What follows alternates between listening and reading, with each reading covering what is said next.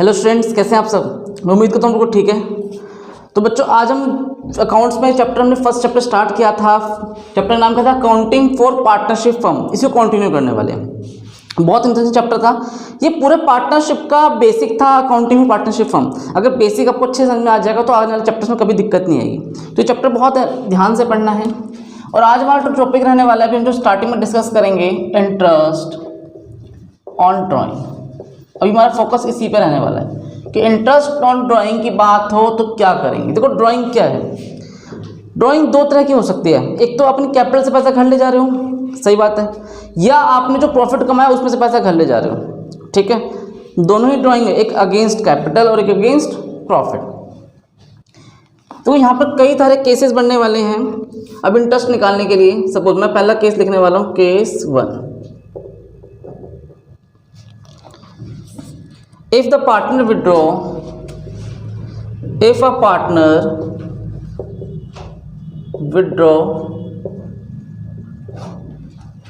fixed amount at the beginning of every month, in the beginning of every month, in the beginning of every month for full year। तो ध्यान समझना, कोई partner है, fixed amount निकालता है, वो कब निकालता है? बिगिनिंग में, वो भी हर महीने की, ठीक है। तो आपको क्या रेट, देखो इंटरेस्ट, रेट ऑफ इंटरेस्ट जो रहने वाला है वो गिवन होगा, 5%, 7%, 8%, 10%। क्वेश्चन में गिवन है, उसके अकॉर्डिंग बात कर लेंगे। लेकिन कितने महीने का इंटरेस्ट लगेगा वो समझते हैं। देखो, जैसे महीना आपका स्टार्ट कब होता है बच्चों? 1 अप्रैल को। मैं फाइनेंशियल की बात कर रहा हूँ। फिर उसने पैसा कब निकाला होगा? 1 मई को। फिर पैसा कब निकाला होगा? 1 जून। आपने क्या बोला कि सर पहला पैसा देखो हर महीने के स्टार्ट में निकाल रहा है बच्चों, तो पहला अप्रैल के स्टार्ट में, फिर मई के स्टार्ट में, फिर जून के स्टार्ट में, ऐसे चलता जाएगा। और लास्ट में कब निकालेगा? मार्च के स्टार्टिंग में निकालेगा। चेक करो इसका एवरेज, ये पैसा कितने महीने यूज हुआ, समझा कैसे? पूरा अप्रैल से लेके कब तक? मार्च तक के लिए। और इस वाले की बात करें, देखो फर्स्ट की बात करनी और लास्ट की बात करनी, इसके लिए क्या होगा बेटा? 1 मंथ, हाँ या ना? इनको ऐड कर देंगे, क्या आएगा? 12 + 1 डिवाइड बाय 2, 13/2। इसे क्या बोलोगे आप? 2। इसे 6.5 महीने इस तरह से लिख लो, 6 1/2 या 6.5 मंथ, याद रहेगा। तो इंटरेस्ट ऑन ड्राइंग 6.5 महीने का। कोई डाउट मन में किसी के? तो एक ही स्टेप को ध्यान देना है कि आपने स्टार्टिंग में कब निकाला और लास्ट में कब निकाला, दोनों को ऐड करके 2 से डिवाइड कर देंगे। अब जो भी जैसे जितना भी अमाउंट रहा होगा, सपोज मान लेते हैं ये इस टाइम 5,000 पे निकालता है बच्चों। कितने पे निकालता है? 5,000। तो 5,000 निकालेगा, कब तक निकाला है? पूरे साल निकाला है, तो 12 से मल्टीप्लाई कर देंगे, हाँ या ना? ठीक है। और इन द सेंस मान लेता हूँ कि 10% रेट है, ये मैंने अपने मन से लिख दिया 10%, ठीक है, 10% लिख दिया। और इनटू में क्या आएगा? 6.5 मंथ। 6.5 मंथ तो क्या लिखोगे? 6.5 डिवाइड बाय 12। या तो आप इसको ऐसे लिख लो, अगर ऐसा नहीं लिखना चाहते हो तो 2 6 12 और 1 13 डिवाइड बाय 2 इनटू में 12, ऐसे भी कर सकते हो। कोई डाउट मन में? तो चाहे आपको ऐसा लीजा लिखना हो तो इस तरह से लिख के आप सॉल्व कर दो, आंसर आ जाएगा। तो केस नंबर 1 का पार्ट 1 था, जब पैसा कब निकाला जा रहा है? बिगनिंग में निकाला जा रहा है, वही एवरी मंथ। किसी मन में डाउट आता इसे नोट करो। केस नंबर 2, मैं यहीं मेरा काम चल जाएगा इसी में। Case number 2, if the partner withdraw fixed amount in the beginning, नहीं आएगा, क्या आएगा? मिडल। हाँ जी, क्या आने वाला है? Middle of every month for full year. ऐसे कहने तो क्या होगा? आपने पैसा बच्चों कब निकाला? 15 अप्रैल को निकाला। नेक्स्ट पैसा कब निकाला? 15 मई को, फिर 15 जून को, और लास्ट में कब निकाला होगा? 15 मार्च में। ये जो पैसा आपने निकाला वो कितने महीने यूज हुआ? चेक करो, 11 महीने और 15 दिन, हाँ या ना? तो मैं 11 महीने 15 दिन क्या लिखूंगा? 11.5 मंथ, हाँ या ना? इसको बच्चों क्या लिखने वाला हूँ? 15 दिन को हाफ मंथ, 0.5 मंथ लिख दूंगा। सही बात है? गलत बात है? ठीक है। इन दोनों को ऐड करो, 11.5 plus 0.5 divide by 2, 12 divide by 2, 6 month. देखो आपने पैसा बिगनिंग में निकाला था तो 6.5 महीने आया था, और मिडल निकाला तो कितना निकलेगा, 6 आ जाएगा। और ऐसे एंड निकालोगे तो 5.5 आएगा। लेकिन कैसे बताऊंगा अभी आपको मैं, ये समझाया कि नहीं आया, 6 महीने कैसे आया। अब जितना भी आपने ड्राइंग निकाली है उसे कितने से मल्टीप्लाई कर देंगे, रेट से, और इनटू में 6/12। कोई डाउट यहाँ तक। केस नंबर 3 देखो, if a partner withdrawn fixed amount in the end देखो एंड आने वाला है इस बार, end of every month for full year. ठीक है, देखो एंड ऑफ एवरी मंथ का मतलब क्या समझते हो आप, 30 अप्रैल, जनवरी, फरवरी, मार्च, अप्रैल, मई, लास्ट मई के लास्ट में तो मतलब 31 मई, 30 जून, ऐसे चलता जाएगा, और 31। तो ये जो पैसा आपने लास्ट में निकाला वो 11 मंथ यूज हुआ, चेक कर लो, हाँ है ना। आपने 11 महीने तक अपने पास रखा, और बेटा ये वाला पैसा जो आपने लास्ट पे ले गए वो तो यूज हुआ ही नहीं, 0। खुद दिमाग लगाओ, क्या है आंसर, 11 प्लस 0 डिवाइड बाय 2, मतलब 11/2 कितना हो जाएगा बेटा, 5.5 मंथ। इसे ऐसे लिख लोगे या 5.5 लिख लोगे, कोई डाउट। और देखो ट्रिक समझना याद करने की, बिगिनिंग 6.5, मिडल 6, एंड 5.5। कोई डाउट आता है, दोबारा बताओ, बिगिनिंग 6.5, मिडल 6, एंड 5.5। इसे कॉपी करो। तो केस नंबर 2 क्या कहता है, केस नंबर 2 का पहला part, if the partner withdraw fixed amount in the beginning, मैं बिगिनिंग फिर लिखने वाला हूं यहाँ, beginning of every month for 6 month,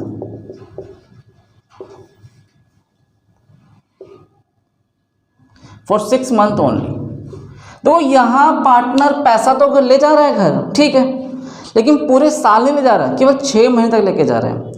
इससे पहले वाले केस में हमने क्या सीखा था कि सर पैसा ले जा रहा है पूरा साल, लेकिन इस बार केवल 6 मंथ ओनली। तो बेटा जैसे मान लेते हैं एग्जांपल, पैसा 1 अप्रैल को ले जाएगा, फिर कब ले जाएगा, 1 मई को, 1 जून, 1 जुलाई, 1 अगस्त और 1 सितंबर। हो गए 6 महीने खत्म। ये पैसा कितने दिन यूज हुआ, 1 2 3 4 5 6 मंथ,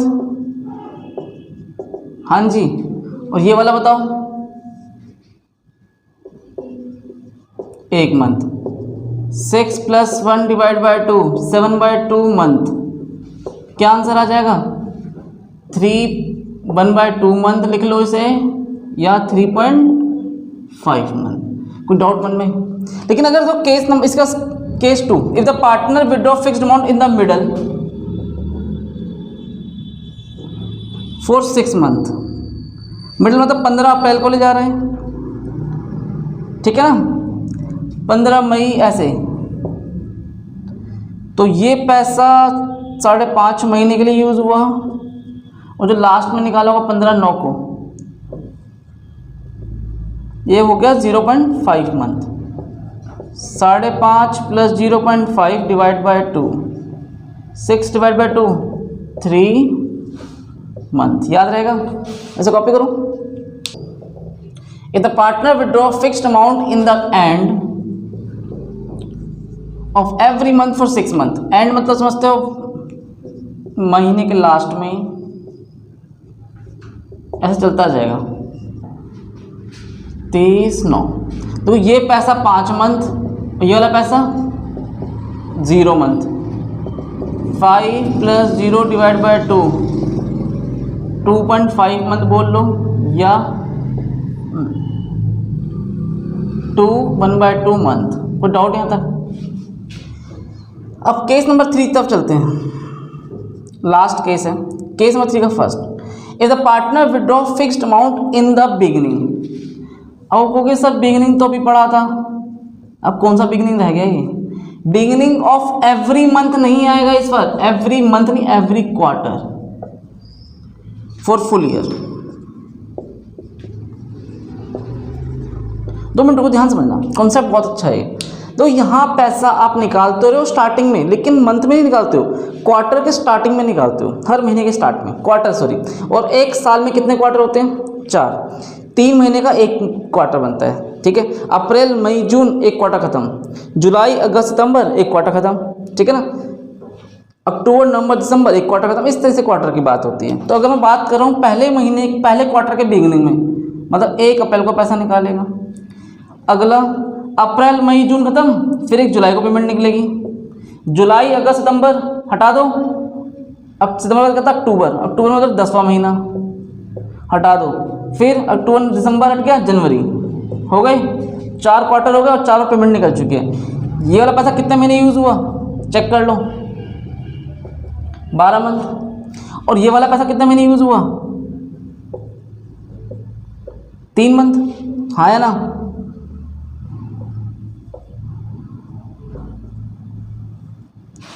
तो 12 + 3 डिवाइड बाय 2, 15/2 मंथ।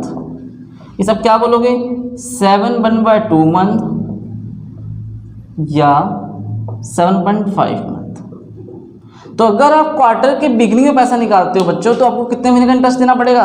7.5 महीने के हिसाब से ब्याज देना पड़ेगा, इंटरेस्ट ऑन रही। इसे कॉपी करो। देखिए केस नंबर 2, केस नंबर 3 कर रहे थे ना,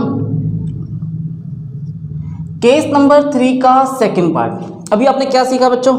पैसा हम क्वार्टर में निकालते नहीं, कब निकालते हैं? बिगनिंग। अब क्या करेंगे हम क्वार्टर में तो पैसा निकालेंगे, लेकिन बिगनिंग में निकालेंगे मिडल। एक बार मिडल आ जाएगा, मिडल ऑफ एवरी क्वार्टर, और एक बार बेटा क्या आ जाएगा? And of every quarter. देखो मिडल मतलब समझना, 3 महीने का क्वार्टर होता है। आपने पेमेंट कब निकाली? देखो अप्रैल छोड़ दिया, छोड़ दो, 15 मई एक ऐसा होता है टाइम है जो क्वार्टर का बिल्कुल बीच में है, 15 मई लिख दूं। अब नेक्स्ट क्वार्टर कब स्टार्ट होगा? अप्रैल मई जून हटाओ, जुलाई में स्टार्ट हुआ, जुलाई पूरा, जुलाई अगस्त सितंबर, ठीक है बेटा। आपने क्या बोला कि सर जुलाई अगस्त और सितंबर ये सेकंड क्वार्टर है, तो बेटा जुलाई हटा दोगे, ये हटा दोगे, इसका 15वां दिन अगस्त का, तो 15 अगस्त, ठीक है। नेक्स्ट कब आएगा? 5, फिर 15, 11 में, और नेक्स्ट वाला कब हो जाएगा? नवंबर दिसंबर तक खत्म, जनवरी हटा दो, 15 फरवरी। कोई डाउट यहाँ तक? और अगर एंड की बात कर रहे हो तो क्या आएगा इस जगह? अप्रैल मई जून 30 जून, जुलाई अगस्त सितंबर। देखिए पेमेंट पहले 30/6 को 30 जून, फिर कब निकलेगी? हाँ, जुलाई अगस्त सितंबर, 7वां 8वां 9वां महीना, 30/9, 10वां 11वां 12वां, 31/12 को, फिर लास्ट में 31/3। तो यहाँ समझना गहराई, यहाँ आपने कितने महीने पैसा यूज़ किया चेक करो। आपने कितने महीने पैसा देखा रखा अपने पास, समझना, जनवरी फरवरी मार्च, 10 महीने और 15 दिन यहाँ के, कितने महीने हो गए बेटा? 10.5 मंथ। दोबारा काउंट करना, हाँ सही है। और यहाँ बच्चों कितना आ जाएगा? 15 दिन तो फरवरी के, अब 1 महीना मार्च का, कितना हो गया ये? 1.5 मंथ, 10.5 और 1.5, 6 महीने के हिसाब से। अभी आपने क्या फील किया कि सर बिगिनिंग में था तो 7.5, मिडल में है तो 6, और अगर एंड होगा तो क्या आने वाला है? ये 4.5। एंड में क्या आ जाएगा? 4.5। देखते हैं, 9 और ये 0, समझ में आया कैसे आया? तो 9 + 0 डिवाइड बाय 2, 4.5 मंथ बोल लो, या 4/1/2 मंथ बोल लो। अब इसका लोग ट्रिक समझना, याद करते हो ट्रिक इस तरीके से। अगर पैसा आपने पूरे साल निकाला, हम हर महीने में क्या याद करोगे? 6.5, 6, 5.5 याद हो गया? क्या 6.5, 6, 5.5, खत्म करो कहानी। अगर आपने 6 महीने तक की बात करी है तो 3.5, 3 और 2.5 याद हो गया। क्वार्टर में जा रहे हो, क्वार्टर में 7.5, 6 और 1.5 महीने कम होता चला जाएगा। 7.5 मिडल में गए तो 6, एंड में आए तो क्या आ गया? 4.5। लेकिन कभी आपने सोचा, देखो अभी तुमने कॉन्सेप्ट समझा था कि वहाँ पे इक्वल अमाउंट निकाल रहे हो, फिक्स्ड अमाउंट आप बिगिनिंग में, चाहे मिडिल में, चाहे एंड में। लेकिन मैं कहता हूँ कि नहीं भाई, मैं पार्टनर हूँ, वैसे पार्टनर हूँ, और मैं पैसा कभी मई में निकाल रहा हूँ, कभी जुलाई के 25 को निकाल रहा हूँ, कभी 30 को निकाल रहा हूँ, मेरी मर्जी, मेरा जब दिल करे पेमेंट निकाल रहा हूँ। तो क्या मेरे वाले कॉन्सेप्ट में ये लॉजिक पूरा कहीं काम कर पाएगा? नहीं, क्योंकि मेरा जो ड्राइंग करने का तरीका है बेटा वो डिफरेंट है। मैं हर टाइम को ड्राइंग कर रहा हूँ, डिफरेंट डेट्स को ड्राइंग कर रहा हूँ, पैसा घर ले जा रहा हूँ। तो उस वाले केस में एक प्रोडक्ट मेथड काम करता है जो हम डिस्कस करेंगे। पहले से नोट करो, उसके बाद देखते हैं। एक नोट लिखते हैं पहले छोटा सा। If date of withdraw is not given,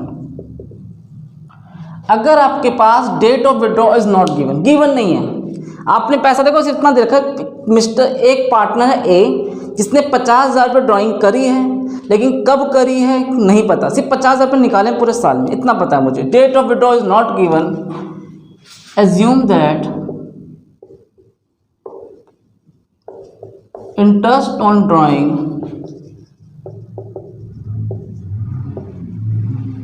charge 6 month.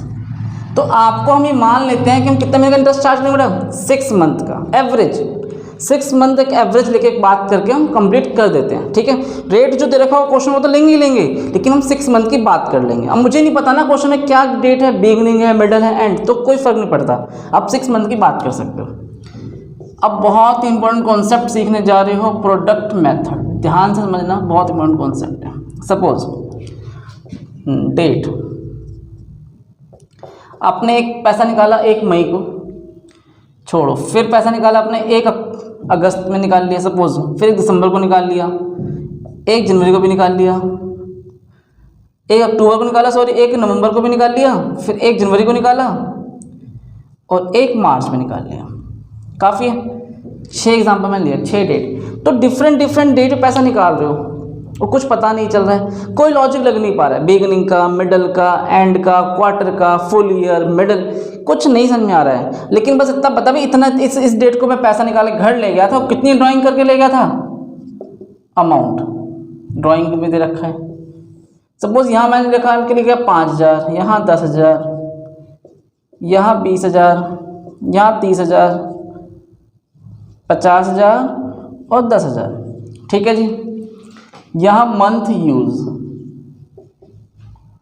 कितना महीना आपने यूज किया। देखो जो पैसा आप मई में ले जा रहे हो, कितने महीने ये अपने पास रखें, चेक करो, पूरा अप्रैल हटा दो, 11 महीने बचे कि नहीं बचे, हाँ या ना, 11। यहाँ बच्चों आएगा प्रोडक्ट, इन दोनों को मल्टीप्लाई कर देंगे, कितना आ जाएगा, चेक कर लो, 55,000 आएगा।